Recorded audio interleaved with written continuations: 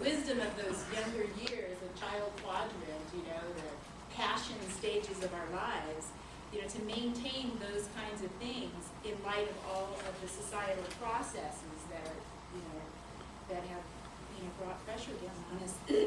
Either way, here we are, you know, we're all sitting here in this room together, regardless of where we came from, or, you know, what walk of life, or what nationality, or what cultural group, or, you know, whether we're scholarship, or our parents are paying for our education, or, you know, it's a second career choice that we're making, or we've switched from another major, whatever the reason. We are in this room together as equals. And so, what I understood is that unless we can really get our hearts and minds together, we are only going to produce change that continues to help only those people that are just like ourselves. And we're not really going to, and then we see people coming in, you know, for myself, seeing people come to the reservation to help Indian people. You know, my first response is, how can you help us? You don't know about our culture. You don't know about our language. You don't know about the processes, the life processes that helped us to maintain our place and our existence in a specific locale for that amount of time. And this is the impetus behind writing this paper. You know, how can you help me? You can help me survive in a societal structure, but that survival process brings us further away from the cultural identities that helped us to maintain a stable environment on numerous levels of knowing. So how can you help me? How can you help my people? We're going to train you, and then you're going to go back. You know, I went through all my school. What are we going to do here? And rather than saying this can't happen or this can happen, what can happen? And what I found is no matter where we're at, what can happen is that we can all come together in a unified way, at least with our hearts. We may not agree on all the processes that are going on, but we can agree that we want a better way, you know, in a better place, and we want to grow, and we want to learn how we ourselves can be the most effective tools that we can be in order to bring about the kind of change that first impressed upon us when we came into this field. Why did you come into this field? Why do you have to be counselor? So, you know, all of these thought processes led us to, you know, and then I'm just backing off because I can't really see what's going on. And as those of you who read the article, did you read my article? Saw that I was backing off. I wasn't able to necessarily engage because I couldn't find anything that was really valuable. But what I do know is that if I'm going to learn how to help my people, I have to go home and learn about it from my people. And I have to be involved in the lands. And I am planning that journey home. I don't know when, but I am planning that journey home. Because I do know where my homelands are. And, you know, and I am being called back to my homeland, you know. So it's that journey.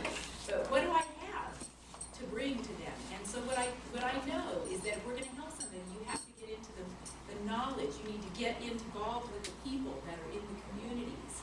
And so I was assigned the community, so our program has we're supposed to have a board and be involved with the community in decisions that we make regarding curriculum in order to teach you. And we've never really had that before. And so a student and I decided that we wanted to find people that are working with people at the hardcore level, what's going on. And so, and that's really what brought Matt and I together. They came to a meeting for a Community Advisory Board where we all sat down and said, look, the university has a program that we've been teaching people for a long time, and we really haven't partnered at any real level with the community.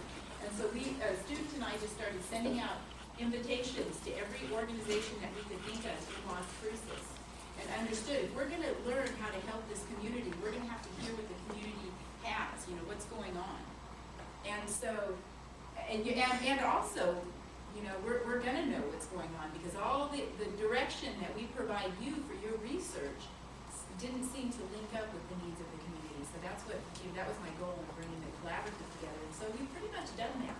Now the question is, what do we do to make a difference? So we look at the most vulnerable populations. If we were back home, I'd be taking you to my reservation to learn. Not to teach them anything or help them or show them, but to learn. And so, and that's what I'm hoping that we're going to do right now, is we're going to learn about the kinds of problems that we, you know, that the challenges that are out there that we want to affect change for, but we're going to learn from the community themselves on what's going on. And that's kind of how we got linked up. So Community of Hope stepped right up to the plate. We have 3 apples sitting up here.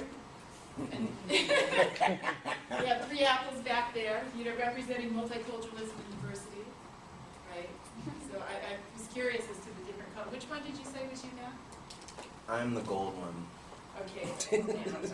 Your guest speaker today. Have everybody, you know, take a nice big juicy bite. Who's the red one? Here's the red one. That me? Yes, that's what you do. I think he's kind of trying to classify me as being a redneck or something. I'm not quite sure this. Well, I don't know. I would have picked the red apple because I would have said, hey, you know, red skin. Those are my favorite ones, actually. Red. Yeah. And then we have our green. Yeah. And why are you green? Everything is go. Everything is what? Go. Go. Go. Green is go. Ooh, I like that. It wasn't because you were like inexperienced and, you know. And He's looking at that positive aspect of it. okay, well, now I'm going to turn this over to you, and I'll just give you a signal at about 6:30, or maybe around then, let you know where it's at.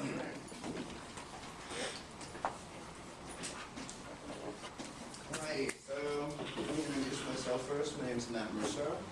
I am a volunteer manager at Camp Hope, which is a tent city project which was started back in November of last year. It is on the campus of the Mesilla Valley Community of Hope, which is actually, how many agencies? Let's see, a food bank, daycare center, a clinic, a soup kitchen, child crisis center, and the Community of Hope itself is actually a homeless kind of day resource center for homeless people. They get case management. Let's see. So Camp Hope was started in November. It originally was intended to be a temporary measure to address homeless people sleeping out on the streets in the winter. So it's kind of like an emergency shelter situation. Back in November, James and myself actually approached City Council and asked them to consider actually allowing us to camp on the property, kind of using reports by the National Coalition for the Homeless, which they did I think in 2009, but it was all 10 cities that were on the West Coast, so that's actually how we modeled how we govern ourselves, how we organize the daily management of the camp. So we set up our own camp council, which James is on, Mr. Sykes is on. Mr. Sykes is actually in charge of our security. So we do actually have a day security, and the whole space where we're camped on is actually fenced in. Our intention was to create a very safe and stable environment for people, even though, you know, living in a Walmart tent, even, you know, in winter or summer is not an ideal situation for anyone for a couple weeks. But these guys have been very, very, I want to say, their perseverance level is very high. So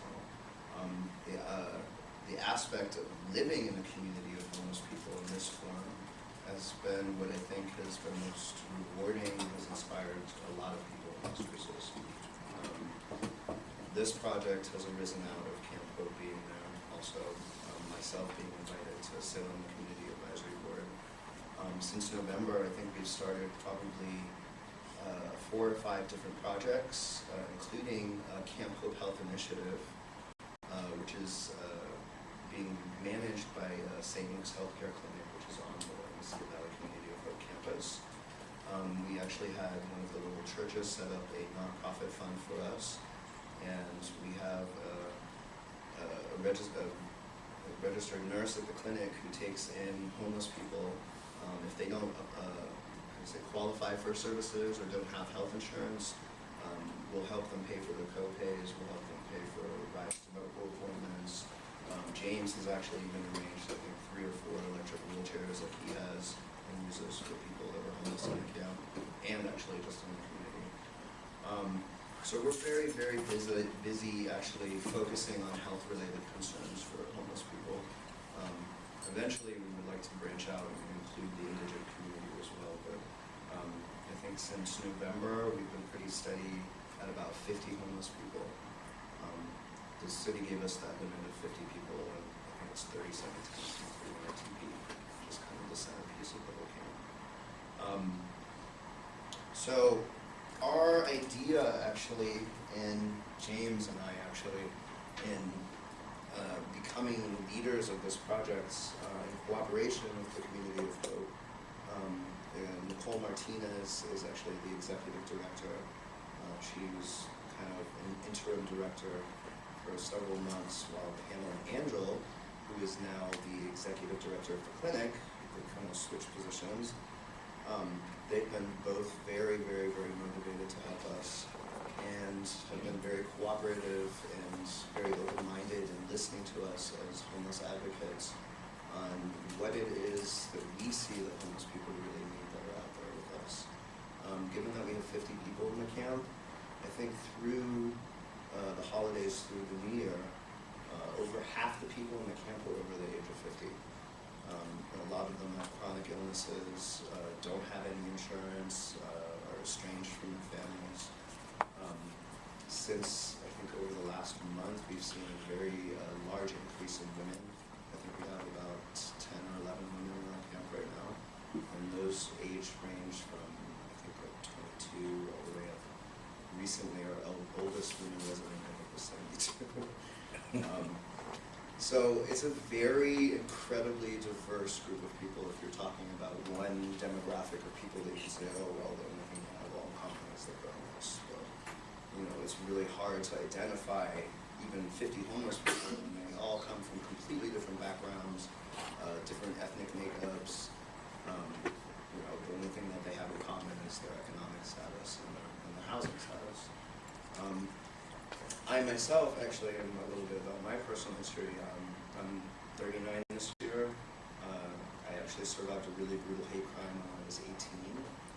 It took me actually another 5 years after I went to NYU and dropped out to really process it.